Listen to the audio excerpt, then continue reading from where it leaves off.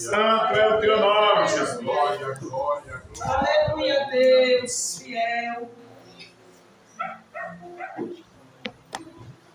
Queridos irmãos, paz do Senhor Jesus. Amém. Abra comigo sua Bíblia. Ezequiel, capítulo 37.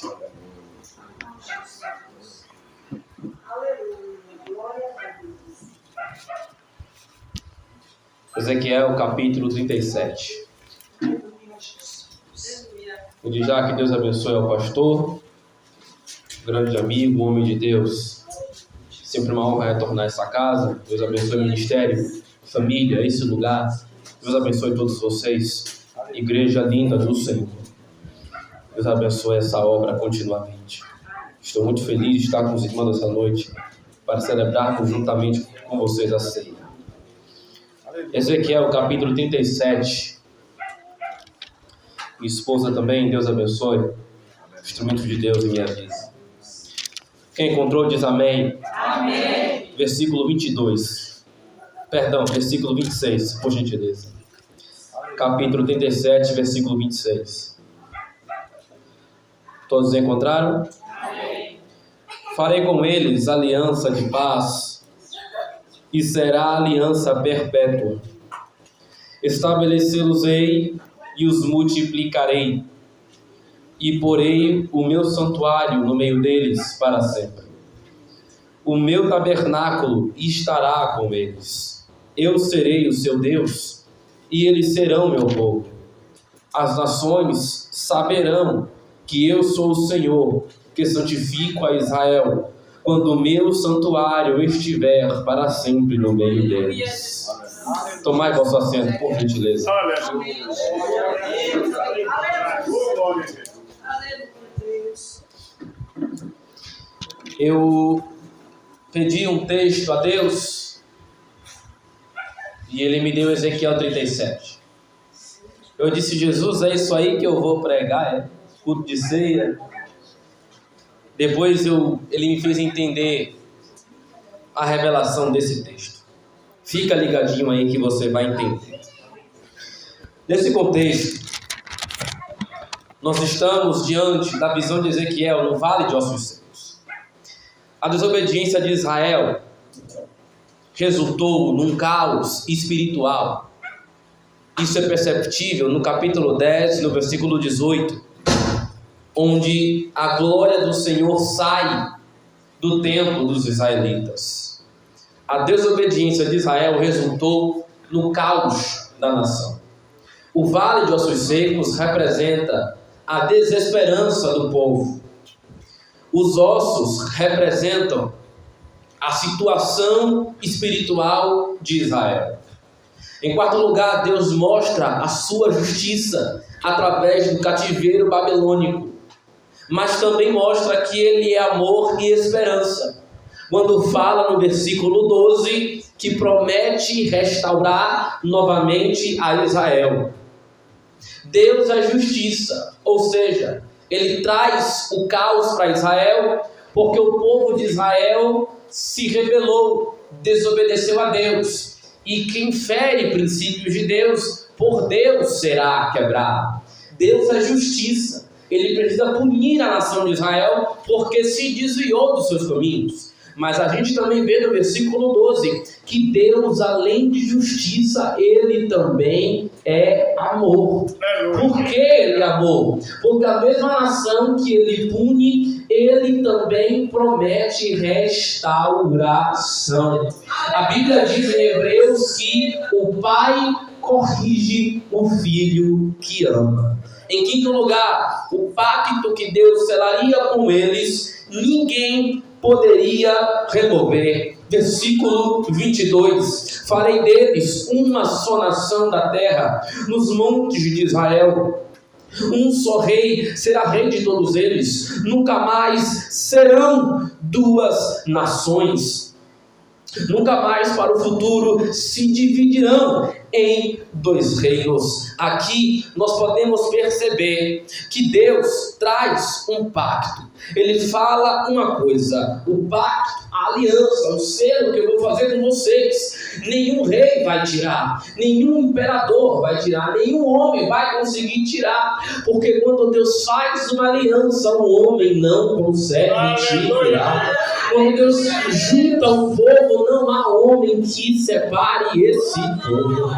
Mas aí você pode me perguntar, mas irmão Valdir, o que essa explicação do contexto de Israel naquela época tem a ver com a igreja, tem a ver com o evangelho, tem a ver com a ceia? É aqui que eu introduzo a mensagem.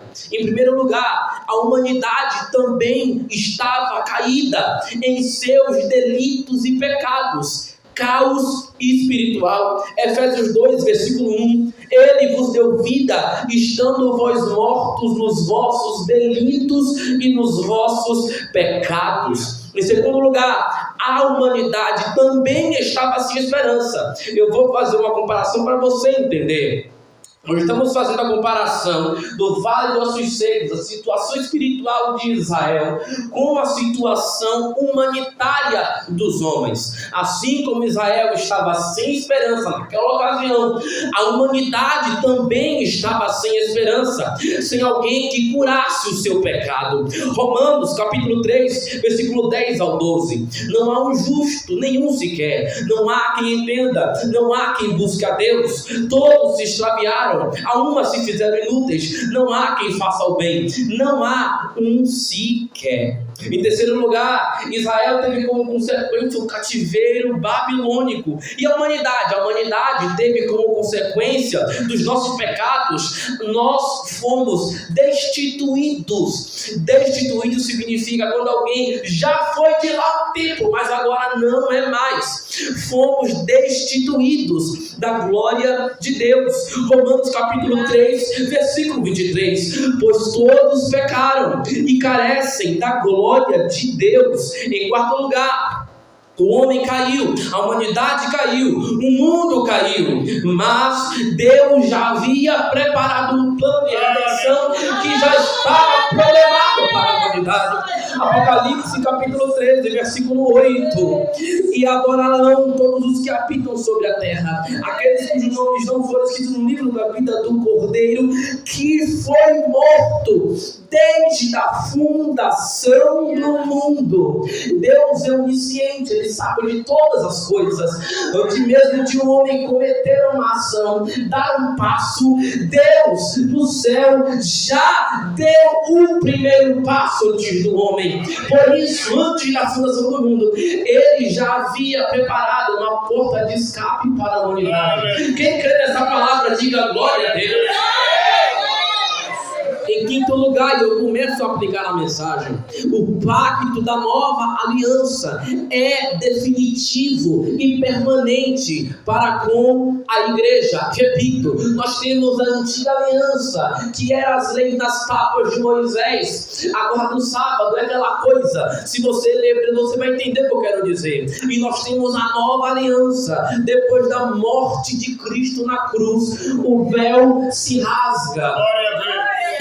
O pacto da nova aliança, o selo do Espírito Santo com a igreja é definitivo. Vou provar na Bíblia. 2 Coríntios 1, 21. Mas aquele que vos confirma convosco em Cristo e nos ungiu é Deus, que também nos selou e nos deu o penhor do Espírito em nosso coração. Hebreus 11, 24. E a Jesus, o mediador da nova aliança, e é o sangue da aspersão que fala superiores ao que fala ao de Abel. O que o autor está dizendo aqui é que o sacrifício de Jesus na cruz é maior do que o sacrifício de Abel. Ele está dizendo que os sacrifícios da antiga aliança são inferiores ao sacrifício da cruz do Calvário.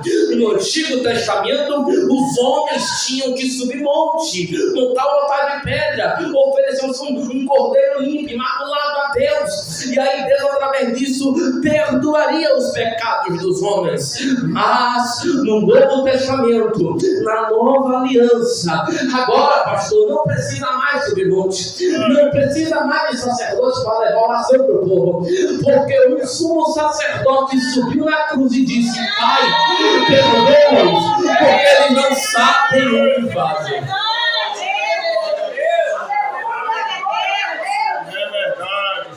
Última referência para você dar glória a Deus bem bonito. Lucas 22:20. Semelhantemente, depois de cear, tomou o cálice, dizendo: este é o cálice da nova aliança, no meu sangue derramado em favor de vós.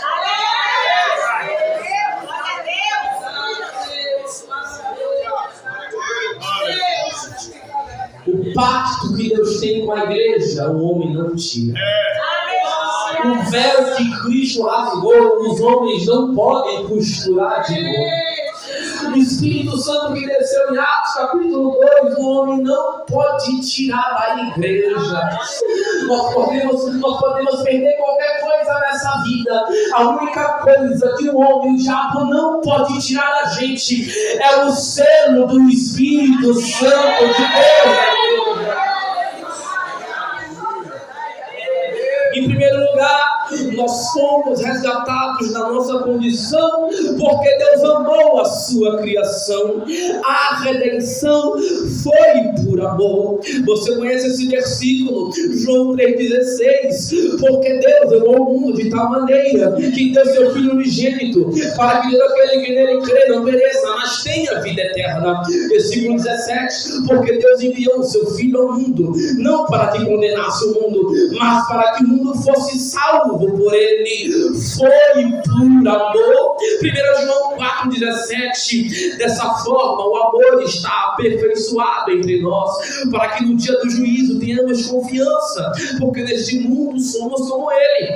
No amor não há medo, pelo contrário, o perfeito amor expulsa o medo, porque o medo supõe castigo. Aquele que tem medo não está aperfeiçoado no amor. Nós o amamos porque ele nos amou primeiro. A redenção foi por amor.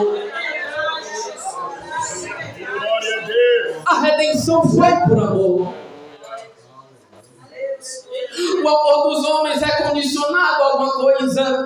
O amor dos homens é em favor e troca de alguma coisa. O amor dos homens é falho. O amor dos homens é perecível. Mas o amor de Deus é incondicional. O amor de Deus é incondicionado a alguma coisa. Não, você não entendeu. Deus te ama, mas Ele não quer nada em troca do seu bem material.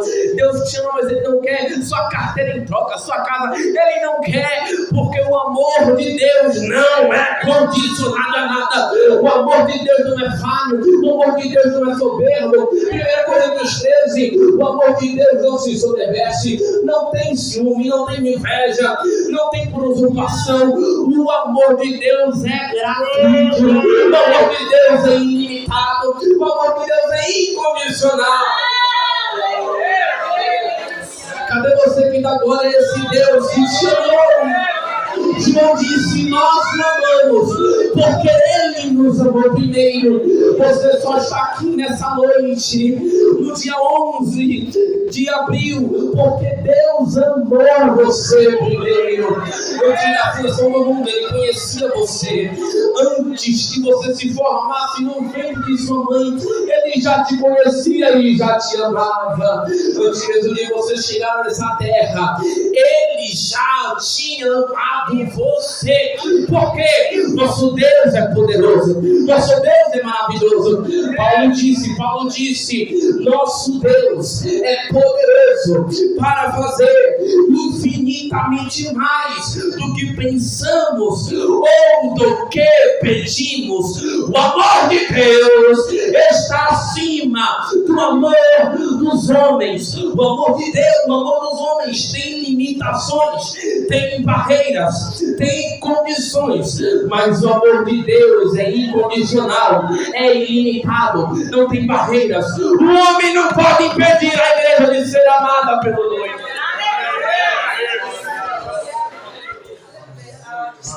O mundo nos odeia porque o servimos com amor. O diabo tem raiva da igreja porque nós almejamos algo que ele não conseguiu. O diabo tem raiva da igreja porque nós o amamos, o adoramos, e ele sabe que no fim dos tempos será ele no lago de fogo e a igreja nas bombas do Cordeiro. Só a igreja tem esse privilégio.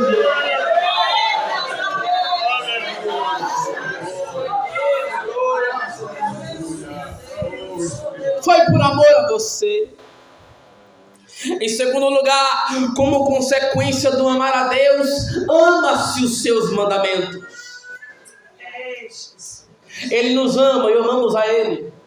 Só que a consequência do amar a Deus, nesse amar a Deus, ama-se os seus mandamentos.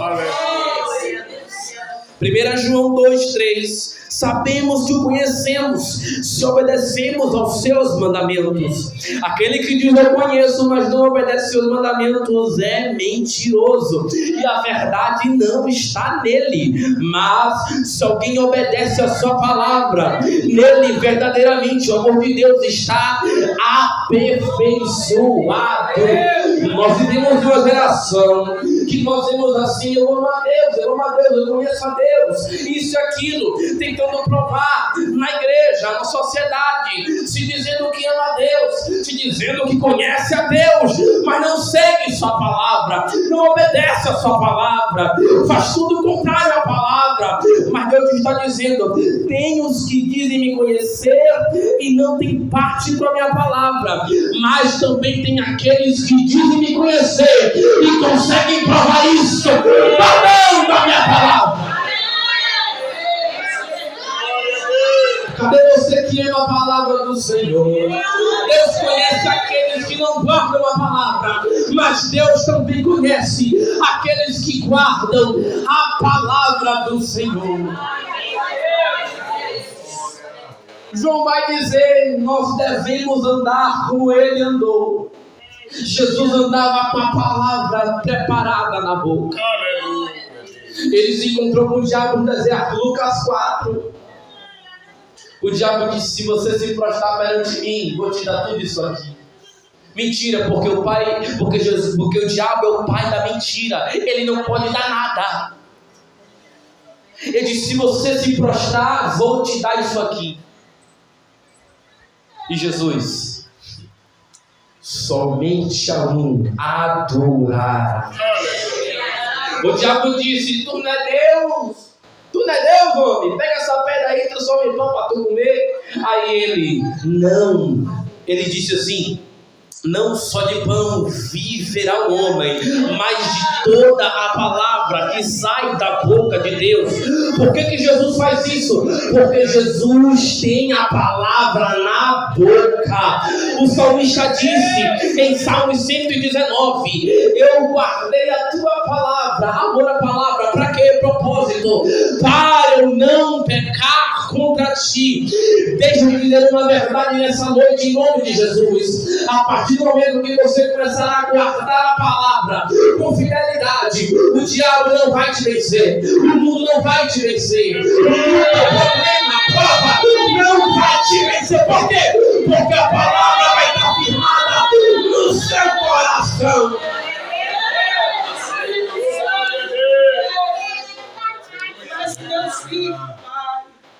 É verdade.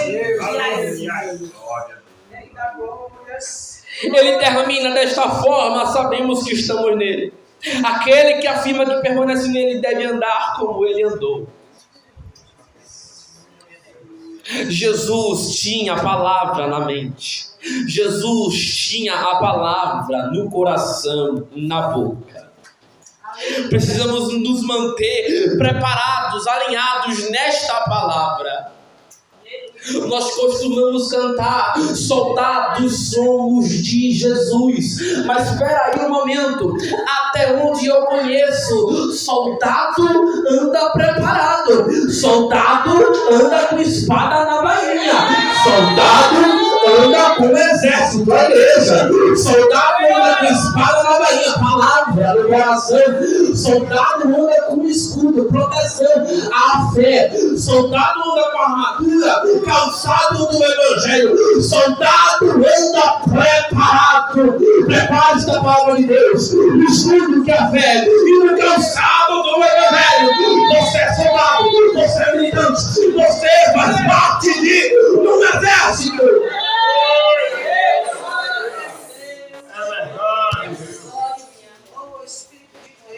Em último lugar, e eu encerro. Nós somos co-herdeiros de Cristo, se temos comunhão com Ele. Paulo vai dizer em Romanos 8,17: ora, se somos filhos, somos também herdeiros. Se, condição, somos filhos, somos também herdeiros. Herdeiros de Deus e co-herdeiros com Cristo. Se, mas não condição, se com Ele sofremos, também com Ele seremos glorificados.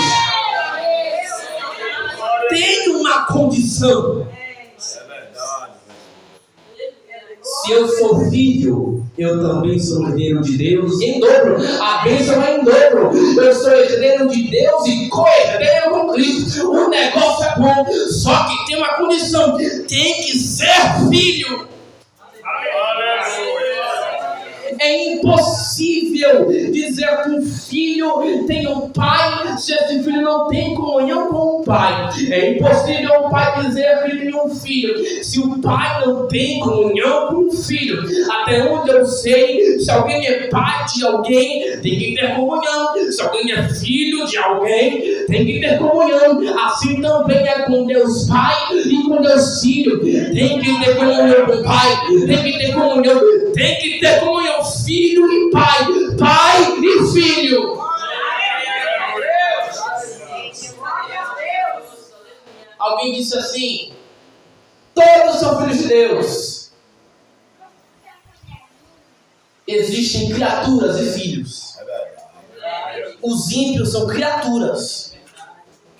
Quem se converte, quem aceita Ele, quem tem comunhão com Ele é filho.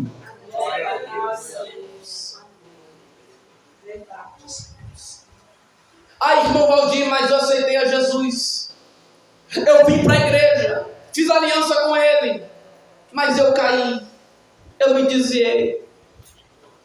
A Bíblia diz, a Bíblia nos mostra que mesmo quando o filho pródigo saiu de casa, o pai não deixou de amá-lo como filho. Ainda que você tenha pecado como filho, ainda que você tenha errado como filho, ainda que você um dia tenha se desviado, Deus não deixou de te amar. Deus não deixou de velar pela sua vida. Aí, irmão Valdir, mas eu fiz isso, eu fiz aquilo, e isso lá. O diabo está tentando colocar coisa na sua cabeça. O diabo está tentando acusar sua consciência, mas Deus essa noite está dizendo: eles ainda são meus filhos. Ninguém toca no meu filho, ninguém toca nos meus filhos, ninguém toca na minha igreja. Não deixe o diabo acusar sua consciência. Não deixe o diabo tocar na sua mente. O que o diabo quer é te ver triste. O que o diabo quer é te ver afastado da sua presença. O diabo sabe que a graça que você encontra aqui, você não encontra lá fora. O diabo sabe que a presença que você sente aqui, você não consegue sentir lá fora. O diabo sabe que qualquer melhor estar aqui lutando com os irmãos do que estar lá fora lutando com Ele. É por isso que o diabo quer te tirar da presença dele. Mas Jesus está dizendo: o amor que eu tenho por eles, a comunhão que eu tenho com eles, não consegue fazer eles saírem da minha presença. Se somos filhos, somos também herdeiros. Se com eles sofremos, também com eles seremos glorificados. Mas espera aí, Valdir, sofrer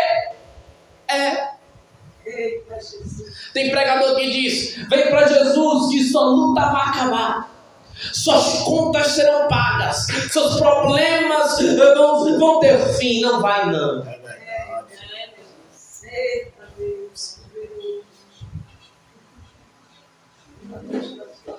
Aqui vai passar a prova mesmo. Aqui vai passar a luta mesmo. E pior, os problemas vêm em dobro. Sabe por quê? Porque lá fora ficamos cegos, ficamos camuflados. Mas aqui nós temos que ser provados, testados, para sermos aprovados. Ai, meu Valdir, mas a luta luta é difícil, a luta é travada, é problema. Todo mundo tem problema, irmão.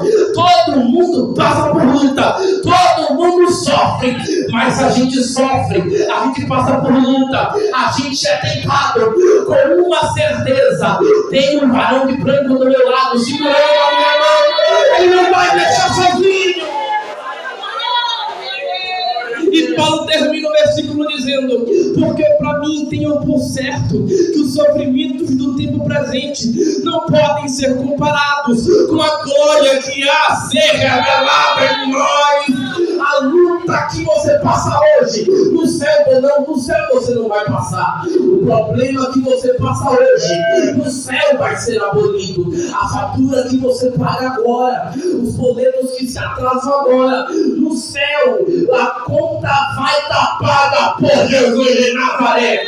A gente pode até passar por luta, a gente pode até chorar, pastor, mas uma coisa a gente tem certeza: Jesus está segurando a minha mão, Ele não vai me abandonar, não vai deixar eu sozinho nessa luta. A gente vai atravessar a Macedônia, o deserto, mas com uma certeza: do outro lado tem pão, do outro lado tem vitória, está vindo vitória aí!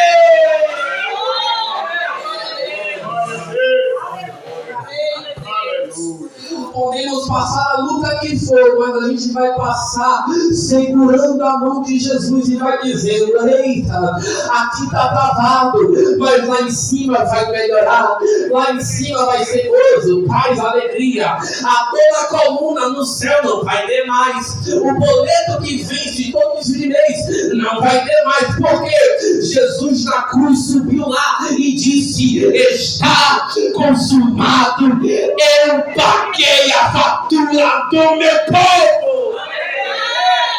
Quem pode adorar esse Deus que pagou a minha e a sua fatura?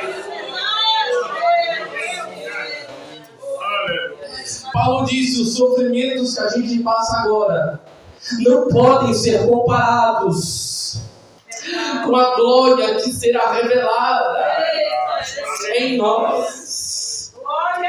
Não podemos comparar isso com a glória que está por vir. Não pode ser comparado. Aleluia, glória a Deus. Hoje a igreja canta. Hoje a igreja clama. Hoje o mundo canta. Mas quando subirmos, é a igreja que vai cantar e o mundo vai clamar. Vai ser o diabo no lago de fogo, vai ser o mundo sofrendo. E os crentes vai estar onde? Os crentes vão estar nas bodas do Cordeiro, e para toda a eternidade nós vamos cantar sem se preocupar com o fôlego, com o pulmão. Nós vamos cantar assim: santo, santo, santo é o Senhor dos exércitos, poderoso na batalha.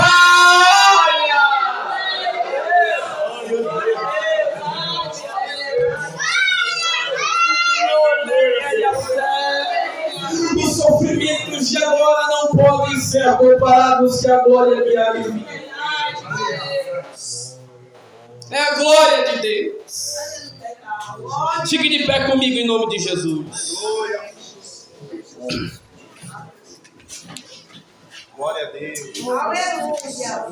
Assim como Israel estava em declínio espiritual e sem esperança, e Deus trouxe de volta a esperança, assim também a humanidade estava em declínio espiritual desde o Éden. Mas Jesus Cristo trouxe de volta a esperança que havia sido perdida. Lá no Éden a serpente disse: olha o fruto, toma e come. Mas na nova aliança o Cordeiro veio e disse: tomai e comei, esse é o cálice da nova aliança. Nele nós temos a esperança de se perder, nele nós temos o perdão, nós temos a paz de novo que um dia se perdeu, e só a igreja tem esse privilégio. Eu vou orar por você nesse momento. Curve sua cabeça, coloque a mão no seu coração. Eu quero orar pela sua vida nesse momento e eu entrego ao pastor. Senhor da glória, nós estamos aqui reunidos. Senhor da glória, eu preguei sua palavra, eu falei do que o Senhor me mandou. Senhor, tem misericórdia de nós. Nós queremos te agradecer por este sangue, por este cálice. Queremos te agradecer pelo sacrifício que foi feito. Queremos te agradecer pelo seu sangue que foi derramado naquela cruz. Queremos te agradecer, meu Deus, por essa aliança que o homem não pode quebrar, que o homem não pode tirar, o homem não pode remover. É o selo do Espírito Santo que ninguém pode tirar. Senhor da glória, nos perdoa pelos nossos pecados, nos perdoa pelas nossas falhas, pelos nossos erros, nos perdoa, Senhor, meu Pai, nos renova na tua presença todos os dias de nossas vidas. Senhor, enche o nosso coração de esperança que o Senhor voltará para reinar e nos levar de volta para casa. Aqui não é o nosso lugar, aqui não é o nosso lar. Renova os crentes, Jesus, renova a esperança, renova o coração de cada crente aqui, renova as famílias, renova os lares, batiza, Senhor, dá dom de línguas, em nome de Jesus. Reverte teu povo, Pai. Senhor, a ceia do Senhor não é apenas um ato, um evento, é um ato profético. A tua ceia, Senhor, é um momento de celebrar a comunhão. Senhor, nesta noite nós vamos celebrar a comunhão que o Senhor nos deu, o sangue que o Senhor compartilhou conosco. Muito obrigado, Senhor, por este sangue, por este pacto que o diabo não pode tirar. Muito obrigado, Senhor.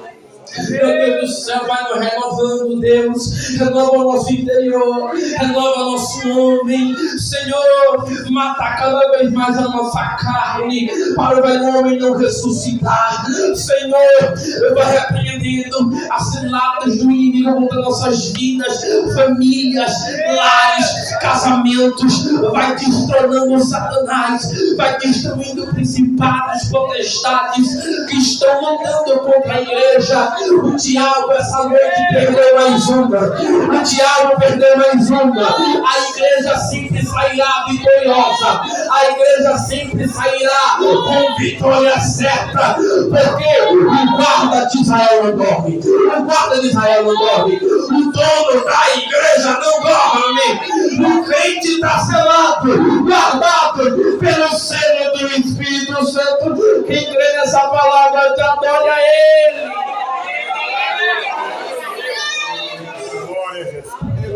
Deus nos abençoe em nome de Jesus.